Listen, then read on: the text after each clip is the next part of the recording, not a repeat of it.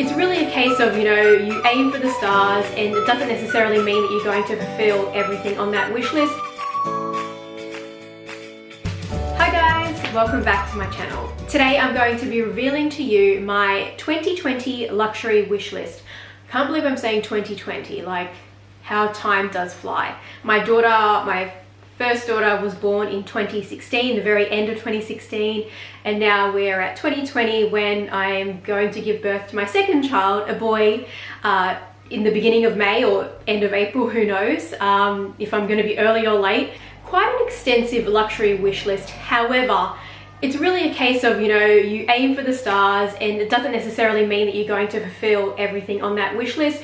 It's essentially just, I wish I could buy this, but that doesn't mean that you're going to be able to get everything. It really just helps you to try and strategize your purchases, try to help to limit those distractions, which we all know about, that we get distracted in the luxury community. Not everything is totally firm on this wish list. Other items might be bought that weren't on the wish list, and then items that are on the wish list might disappear off the wish list. So I've said the word wish list how many times now? Yeah, okay. So first and foremost, if you aren't already subscribed to my channel, I would love if you would hit that subscribe button below, and also the bell so you can be notified when I upload new videos, which is at least once a week. I am trying now to do 2 videos a week, but I can guarantee I'll always have a video on the weekend. Let's first recap my 2019 luxury wish list. So my 2019 luxury wish list, I did fulfill a lot on there. I would say I fulfilled most of what was on that wish list. However, there have been some items that have dropped off the wish list that I know that weren't fulfilled and haven't been carried on to this time around. I'm not going to run through them all because otherwise it'll make this video too long. There are a few items that were bought and then rehomed because they didn't work out for me. First one being the Pochette Matisse in reverse. I had the Empreinte on my wish list last year. I ended up going with the reverse because it's a little bit less and a bit more carefree, but it still didn't work out for me. Long story short, I had a problem with a defect. It arrived to me with an issue, a big bump on it. So then when I got my new one, that kind of enjoyment had been unfortunately tainted. So the other one I think was a Dior slingback flats in nude patent. I ended up buying them.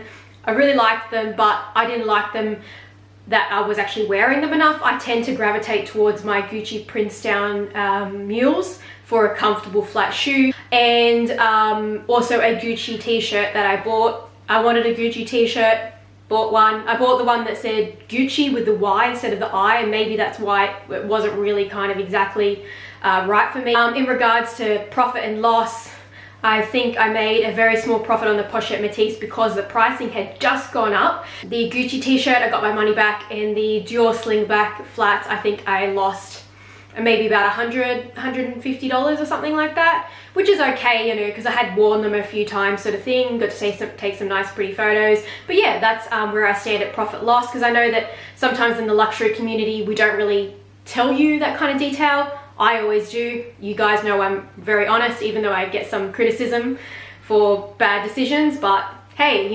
whatever my journey has been, the honesty that I can give you guys can perhaps help someone else to avoid a bad purchase, or perhaps it can even help someone to decide whether or not something is right for them. Just to touch on that a little bit more, I'm thinking of creating a blog site, like an actual blog where you have to go and read stuff. I know that everyone loves watching YouTube videos. Of course, I'll always still keep doing YouTube videos. I was thinking perhaps for me to give you even more information, perhaps I should start doing a blog site where I could go more into detail. Perhaps something like that could even be where I, talk about my luxury wish list from last year, the purchases that didn't work out, or things that I took off the wish list and why. Sorry, I'm about to sneeze. Please let me know in the comments down below, do you reckon that I should do a blog site? And if I do, would you be happy to go there and also read the blog to see some more detailed information that, I've tried to keep separate from YouTube, or perhaps just an elaboration from a particular YouTube video? So yeah, let's go right into my 2020 luxury wish list. So I've got the first item on my list, and this is in absolutely no particular order, but I have grouped the categories. So for bags, I've got here, I would like to get a Fendi Peekaboo or a Fendi baguette in the new style baguette. So either The Fendi Peekaboo has been around for quite some time, so I'll have absolutely no problem finding that in the pre-loved market for a great deal. I would not go and buy one new. They don't hold their value, so yeah, I would definitely go pre-loved if I were to opt for the Fendi Peekaboo. The Fendi Baguette, it might be a bit trickier to buy one pre-loved in the new model. However, they are out there, they do exist. So maybe leaning a bit more towards the Peekaboo. I think that the Peekaboo might be a little bit more towards my style because I do love the Kelly bag, which kind of is a little bit like that. The next item is a Chanel Classic Vintage Single Flap in the Jumbo or the Maxi. So I'm talking about the Vintage Single Flap where it's got the big CC in the 24 karat gold-plated hardware. Usually you see them in lambskin more often, but they do exist in caviar. So I would love one of those. I've actually wanted one for quite some time. I'm surprised I didn't put it on, I think I put it on last year's wish list, but I put down a beige one as well, and I think I didn't specify jumbo. I think I was kind of just like a classic flat vintage, but yeah, this time I actually want to stick with a black 24 karat gold plated hardware jumbo or maxi vintage Chanel classic flap. The other Chanel item that I would like to get is a Chanel classic flap in grey. So I really like the current Cruise collection grey, the 20C. It is really nice. It's a perfect grey. It's exactly my kind of tone. It really reminds me of Hermes Gris Moet. However, they are hard to come by and I don't want to pay the retail price on the Chanel classic flaps. They at $7,000, like the small one is $7,740 in Australia. So yeah, that's whew, like you're up there pretty much almost with Hermes pricing. And even though I'm okay to pay that for an Hermes bag, it will pay more than that actually. It's just that I have a different feeling when it comes to Chanel and Hermes. Hermes resonates really close to my heart. I have a real strong connection with the craftsmanship, whereas Chanel, I don't feel that same kind of connection when it comes to craftsmanship and quality. Beautiful bag, they look very pretty, very photogenic Chanel bags, but I don't feel that same connection with craftsmanship and that sort of thing. So I don't think I'd be buying a grey classic flap brand new from the boutique. It would more than likely be pre-loved, so I'll probably be looking at Japan or someone who's wanting to sell their bag that they've got from the boutique, as long as I'm making a saving. The other Chanel bag that I would like to get, well, it's actually out of these two that I probably would add this year because I want it in the color pink, and it's the Chanel Vintage Vanity Bag. It's like the top handle, it's a vanity bag, it's not really an actual handbag, but I actually can turn it into a shoulder bag. I think I've shown before in a video when I had the black one, I ended up selling the black one just because another purchase came up, but I sold the black one for a profit. I knew that I would be able to sell it for a profit because of the modification that I did. So I will link down below if you're interested how you can actually turn the vintage Chanel bag into a shoulder bag, or I'd like to get the timeless shoulder bag in pink. Moving on to Louis Vuitton. Now, the first Louis Vuitton bag that I have on my wish list, and it's actually a case of me eating my words. I think I said on someone else's YouTube video that I wouldn't get the multi-pochette accessoire, the one with the you know, the thick canvas strap. I said I wouldn't get that because it was too shoved in our face on social media. I was given to influencers and it was like shoved down your throat, and that was a bit distasteful. I still agree with that. I still think it was distasteful. However, the marketing worked for them. Dior does it. A lot of other companies do it as well, and it works. So I can't fault them on it. It just was a bit, it put me off the bag. However, now that time's gone by, the bag's been out for a little while now, demand is still there. And it's not even a case of seeing it on social media that's made me change my mind. It's not that at all. I think it was more that I felt that now I can appreciate what it offers. It's something different. Like, there's pretty much no other bag I can think of other than the Prada 2005 re-edition that has a similar utility vibe that the multi-pochette accessoire has. But I think I would rather just stick with the Louis Vuitton multi-pochette accessoire and get that. And the reason that I say I would rather stick with that is because of this very important key fact. So if you're thinking about this bag and you're going, oh, it's a trend bag, it won't, you know, to go out of fashion, to go down in price, that sort of thing. Don't think of it like that, because think of it this way. You can separate each individual piece from this, and everything except the strap is a classic item. The mini pochette, classic item, very hard to get. You could easily resell that piece. Pochette accessoire new model, hard to get, you could resell that piece. Even though you only got one of the chain straps, you can buy like leather straps from Craft. There is a craft store on Etsy that sells a leather strap. You could probably order it from the boutique. But either way, these pieces are very hard to get. And then the round coin purse, not exactly hard to get, but the round coin purse from the multi-pochette is actually a bit thicker. So it's actually better than the current round coin purse in my opinion, especially if you live in a country where you have notes, like we mostly have notes in Australia. We have coins, but our smallest note is $5. And if you're familiar with Australia, everything's expensive. So carrying around a couple coins really doesn't help you. You need notes in your wallet. So that's the other thing, is that the round coin purse on the multi-pochette is better, and you can also sell that individually, and then you can sell the strap. The strap, in my opinion, will be forever. I think that it adds something different to the bag, so you could easily sell the strap on its own. And each individual piece on its own will guarantee you your money back for what you spend on that bag, if not more. So if you decide later on down the track this bag is not for you, you could take apart the bits and pieces, sell them individually, or you could just sell bits off that you no longer want, or you could just use them all individually. Next Louis Vuitton item is the On The Go MM. I like the original On The Go, however, it is just the size, it's the exact same size as the book tote, and that did not work out for me. It was too big, too disproportionate to my body. I like the new MM size. That is definitely on the wish list and pretty likely to get that this year. The next Louis Vuitton item is the Speedy Mini Vintage HL bag. So this is like the Speedy Nano essentially, except it's the original classic version. I can't really say classic because it had been discontinued for quite some time, and then they came back out with the Speedy Nano, but it's very well known. It is slightly smaller than the Speedy Nano. It doesn't come with a strap, but you can still attach a strap anyway to the rings, just like you can attach a strap to the Speedy bag as well. Now, I think that's it for Louis Vuitton bags. The next bag on my list, so I'd like to get another Senreve bag in the Mini Maestra. So this is the Mini Maestra here. I've just got a My Melody charm from Hayashi Handicraft on Instagram. So I would like one of these, this size, the mini one, because the mini size works out good for me because like I said, I'm only short.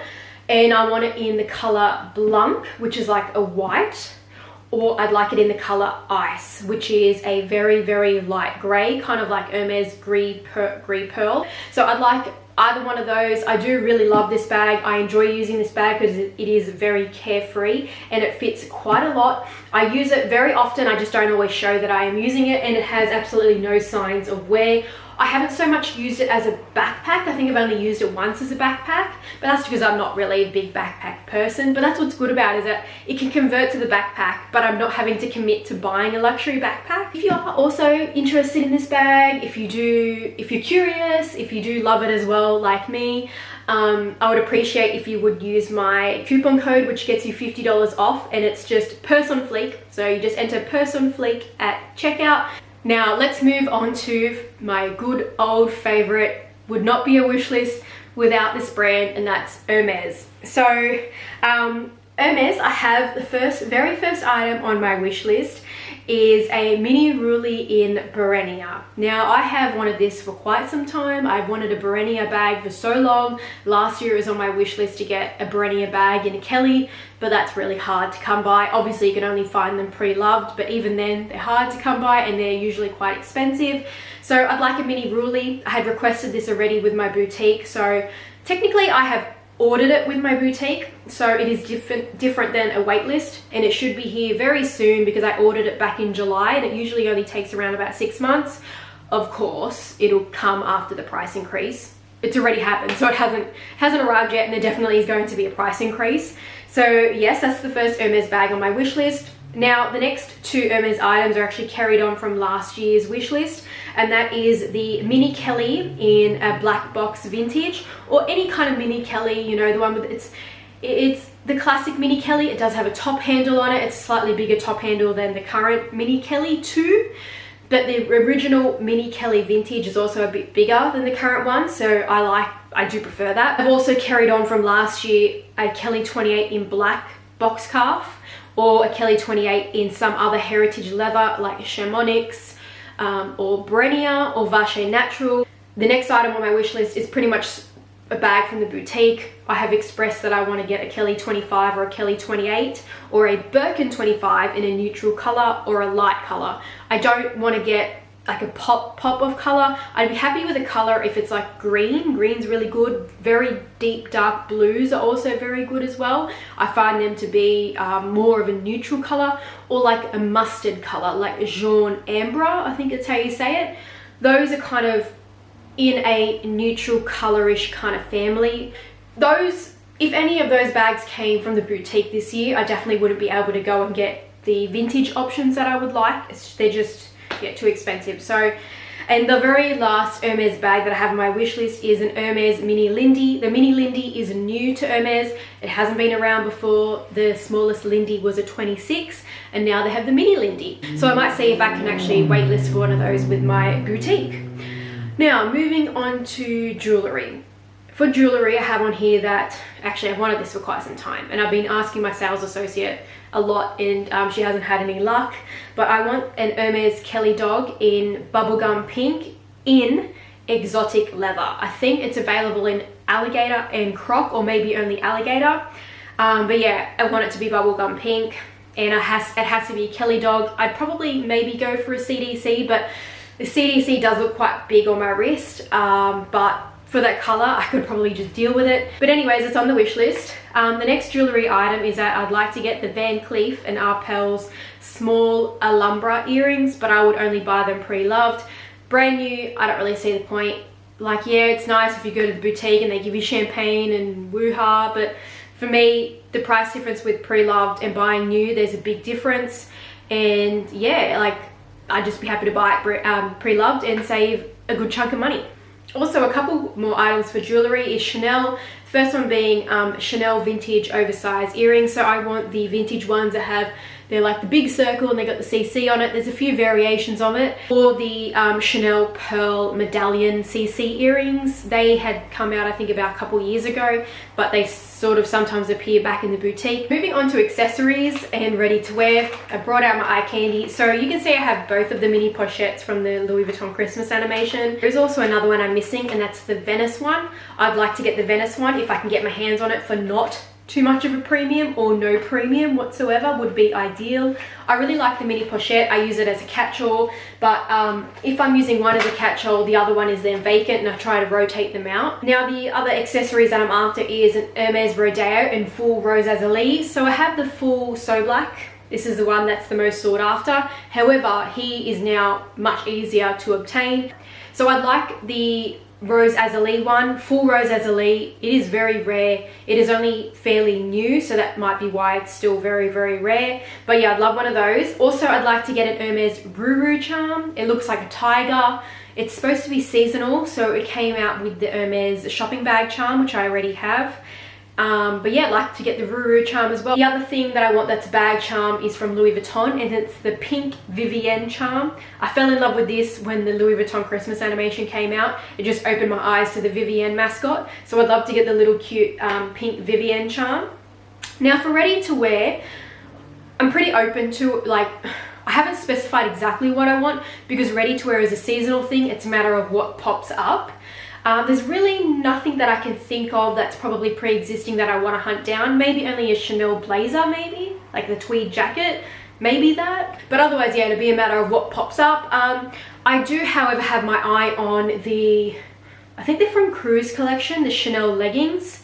They look like, they've got like the CCs all over them, and I think the number 5 all over them. Like, they're just like a scattered print legging. I have the Chanel leggings that say Chanel down the side, so I do like the other ones. I'm keeping my eye out for those. They've only just come out, so for them to pop up pre-loved is going to take some time.